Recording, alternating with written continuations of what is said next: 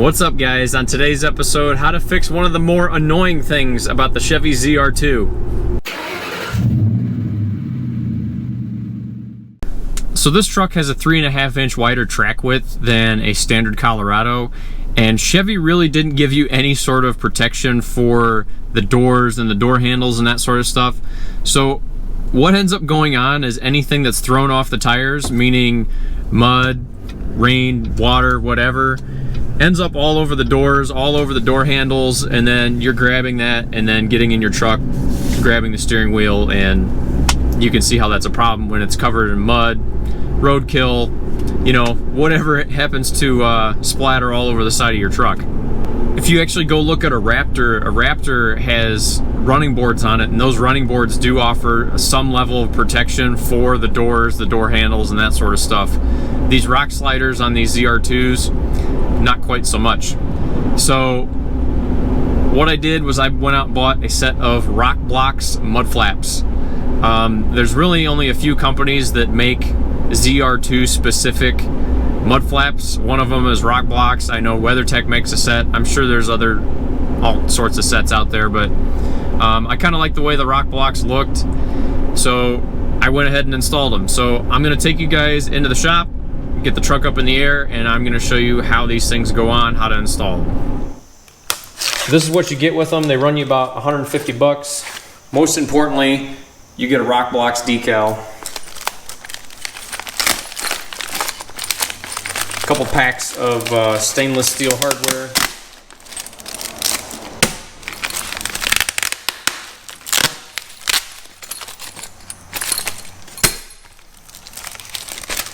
you get a return packing slip, an air freshener,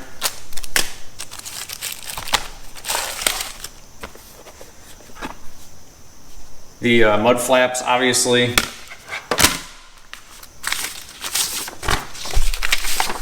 and all the instructions, and a pack of Smarties.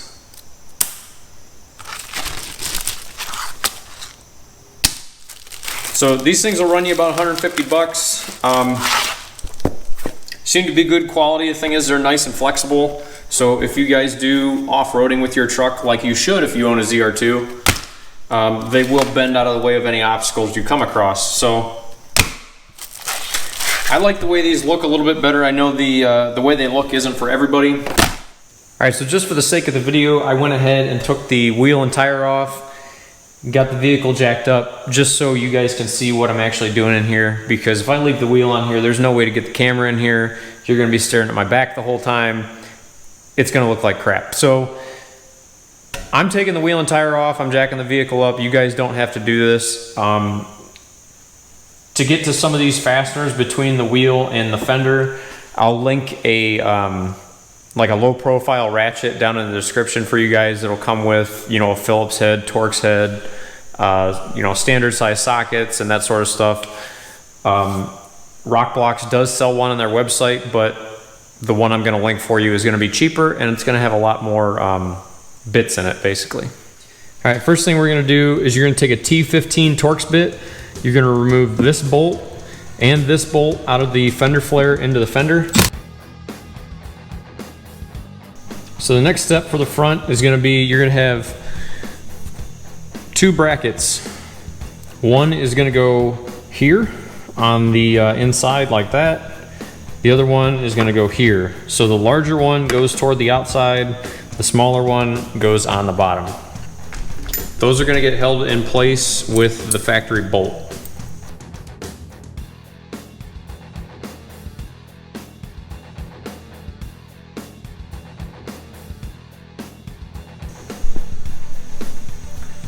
Next thing you're going to do is you're going to grab your driver's side or passenger side, depending on what you're working on, mud flap. And if you look, it has a serration up here at the top. That serration is going to get bent toward the back of the vehicle. So you're going to take this and bend it at a 90-degree angle straight back toward the back of the vehicle.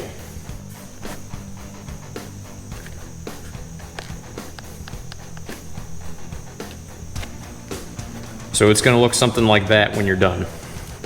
So to mount the mud flap to the vehicle, what you're going to do is you're going to take the mud flap and put it on the back side of the brackets. Then you're going to use the supplied Allen bolts with the dress washer.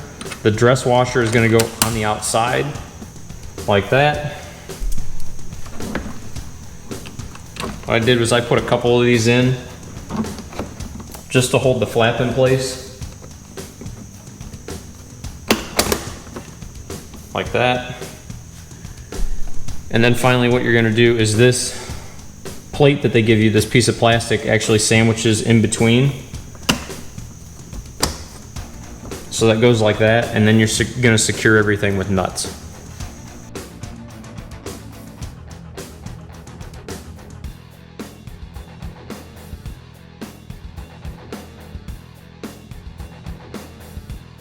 Alright, so now that everything is like loosely bolted in place, you want to try and eliminate the gap between the fender flare and the mud flap. So I push this as tight as it'll go to the body and then just tighten everything down.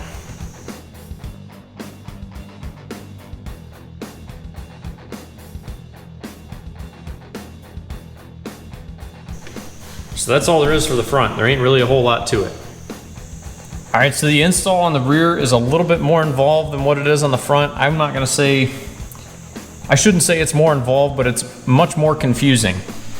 So I'm going to try and run you through it, make it as clear and as concise as possible, because quite honestly, the instructions for this suck. So you got to take out 2 bolts just like you did in the front. They're both T15, just like they are in the front. You're going to remove this one, and you're going to remove this one.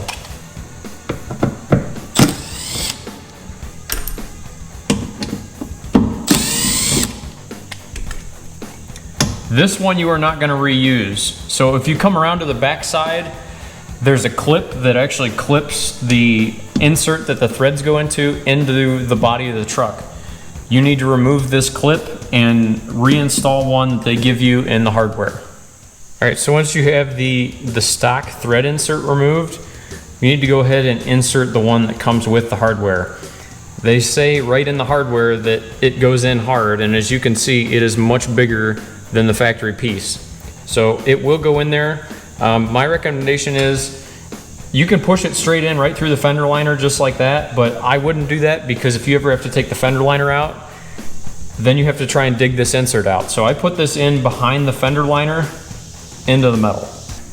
If you're gonna do that, taking this bottom bolt completely out helps out big time.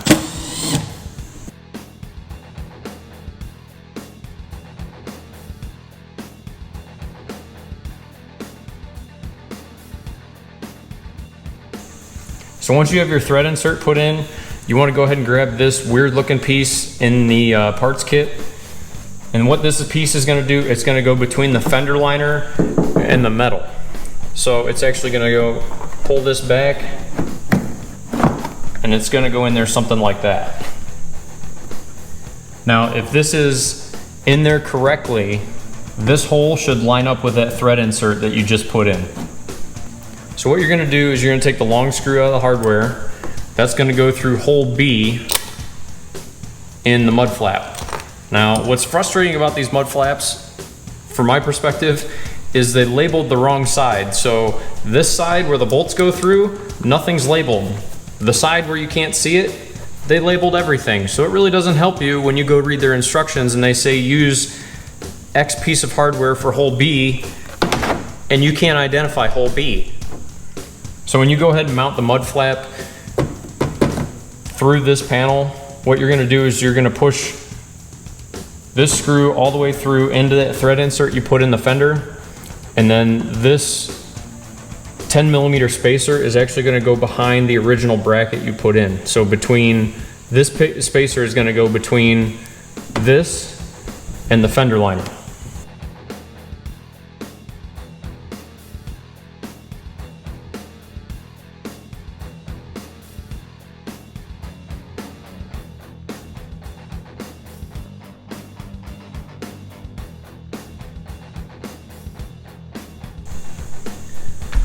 So the other way that you know that this inner piece back here is in position is all 4 of your holes will line up. And as you can see, only 3 of mine line up. This bottom hole doesn't line up with anything. So you may have to mess with the positioning on this so everything lines up correctly. the way that this rear part fits into the fender flare is not very precise, and you're gonna have to move it around to figure out where it's gonna fit the best. All right, so this bolt here is gonna get an Allen bolt, a button head Allen bolt, and the large fender washer. Now, before you go ahead and bolt that up, it gets the thin spacer on this bracket.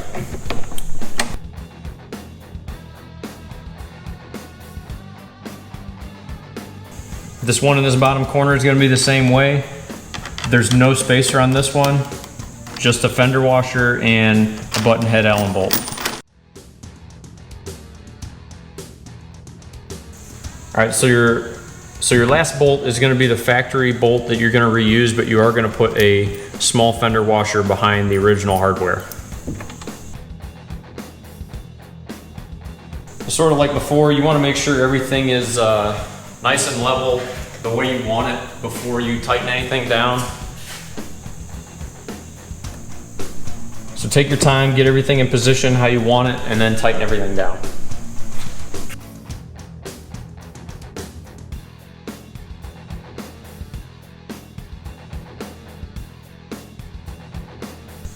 That's what I have for the install, guys. The rear is a bit weird as far as how it mounts. There's some gaps up here in the top and stuff I'm not really crazy about, but time will tell whether or not this is gonna, work like it's supposed to. I'm just gonna have to try it out and see. I've used WeatherTechs in the past, and like I told you earlier in the video, I didn't really care for the way they looked on this truck, so I went with these. But the WeatherTechs, from my own personal experience in the past, they are much easier to install than what these are. All right, guys, that's what I have for the install. I reached out to RokBlokz trying to get a discount code for you guys. I purchased these myself. I paid full price for them, but I reached out to them to try and get you guys a discount code, and they wanted no part of it. So, as far as my thoughts on the mud flaps, they fit well. I understand the taste. They really don't fit everybody's aesthetic. One modification I did make to them was I took the stainless steel bolt heads and sandblasted them and painted them gloss black just so they weren't quite as obvious as, the stainless steel ones on a black mud flap. They work well. They do offer a very good level of protection for the side of your truck. I ran this one winter without mud flaps on it, and just the salt and the road debris and stuff, and come spring, the sides of my doors were absolutely trashed. When I clay barred them, it was absolutely terrible. So I'm hoping to avoid that this winter. Not real crazy about the way the rear flaps mount. It's kind of weird, but I feel like there's a better way to handle that than the way they did it. But in any case, they do work, and they work well. They're highly customizable. You can get them in all sorts of different colors. I mean, because nothing looks better than a green truck with pink mud flaps. Obviously, I bought black because, well, it looks halfway decent, but they're highly customizable. Like I said, you can get them in different colors. You can get, black flaps with a pink logo or a green logo, or, you can change the color of the flap, color of the logo, but they work well. They run you about 150 bucks. But yeah, that's about all I got for this video, guys. As always, if you guys like the video, hit like. If you want to see more content, go down and hit subscribe. Thanks for watching, guys.